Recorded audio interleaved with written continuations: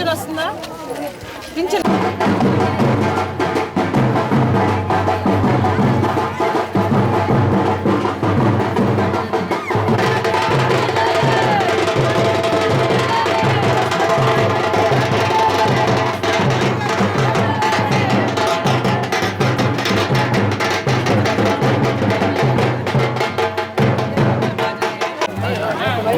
చిన్నపిల్లలు కొంచెం కొంచెం ఆరోగ్యం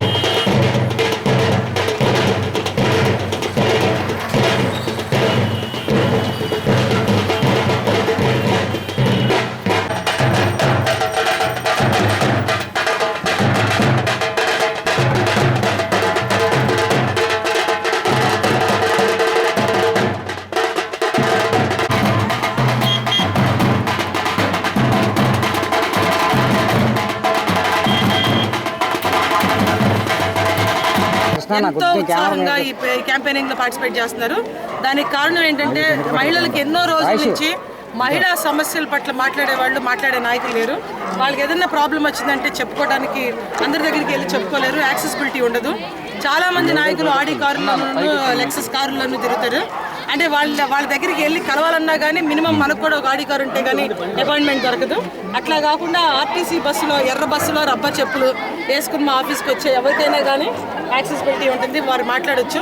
కొన్ని తీర్చగలిగిన సమస్యలు ఉంటాయి, కొన్ని తీర్చలేని సమస్యలు ఉంటాయి. కానీ ఒక అక్కగా, వాళ్ళ చెల్లిగా, వాళ్ళ అమ్మాయిగా నేను ఎప్పుడు కూడా అవైలబుల్గా ఉంటాను. రాజకీయాల్లో ఉన్నంత వరకు అవైలబుల్గా ఉంటాను. రాజకీయాల్లో లేనప్పుడు కూడా నేను ఎన్నో సేవా కార్యక్రమాలు చేశాను. అవైలబుల్గా ఉంటాను. అందరికీ కూడా ఆ భరోసాతో ముందుకు సాగుతున్నాము. ఎంతో కష్టపడి ప్రజాప్రతినిధులను గెలిపించుకుంటే వాళ్ళు ఆ రోజు ఓటు తీసుకుని గెలిచి మళ్ళీ 5 సంవత్సరాల వరకు కనిపించట్లా. భీమిలి నియోజకవర్గంలో పాస్ట్ ఎమ్మెల్యే 5 సంవత్సరాల నుంచి ఎవరికి కనిపించలేదు. ఒక్క పని కూడా ఎక్కడ ఎవరికి అవ్వలేదు. పిల్లలకి స్కాలర్షిప్లు కానీ, పెద్దవాళ్ళకి పింఛన్లు కానీ, అట్లాంటి కార్యక్రమాలు కూడా, వెల్ఫేర్ ప్రోగ్రామ్స్ కూడా ఏమనలేదు. డెవలప్మెంట్ కూడా ఏం జరగలేదు. ఇక్కడ ఎంతోమంది నిరుద్యోగ యువత ఉన్నారు. ఎస్పెషల్లీ మత్స్యకారుల కుటుంబాల నుంచి, బీసీ కమ్యూనిటీ నుంచి వచ్చిన కుర్రాళ్ళకి వీళ్ళు ఫస్ట్ జనరేషన్ చదువుకున్నారు. లేడీస్ కానీ, జెంట్స్ కానీ స్కిల్స్ కూడా అప్గ్రేడ్ అవ్వట్లేదు. అప్గ్రేడ్ అవ్వకపోవడం మూలంగా కంపెనీలో కూడా ఉద్యోగాలు రావట్లేదు. సో ఎంతోమంది నిరుద్యోగ యువత చాలా నిరాశ నిస్పృహతో ఉన్నారు. నన్ను కనుక ఎన్నుకుంటే ఒక ఎమ్మెల్యేగా ఏ పార్టీకి చెందపోయిన ఇండిపెండెంట్గా ఉన్నా, ఏదైనా పార్టీకి అసోసియేట్ అయినా కూడా కంపెనీలను తీసుకొచ్చి ఇక్కడ యువతకి 1,00,000 ఉద్యోగాలు 5 సంవత్సరాల్లో క్రియేట్ చేస్తున్నానని చెప్పి మీ అందరికీ కూడా నేను సవినయంగా మనవి చేసుకుంటున్నాను.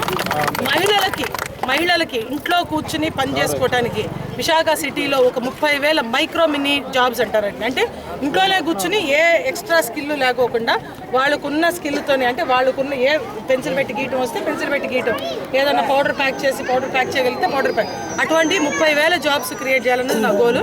5 సంవత్సరాల్లో ఇంట్లో కూర్చునే మహిళలకి 1,500 నుంచి 2,000 ఎక్స్ట్రా ఇన్కమ్ వచ్చేటట్టు చేయటం, పిల్లలకి 1,00,000 ఉద్యోగాలు విశాఖపట్నంలో క్రియేట్ చేయడం అన్నది నా ఫోకస్ కింద పెట్టుకుంటాను. అదే ప్రజల్లోకి తీసుకెళ్తున్నాను. దానికి విశేష స్పందన ఉంది. అందరికీ కూడా మనస్ఫూర్తిగా నమస్కరిస్తాను.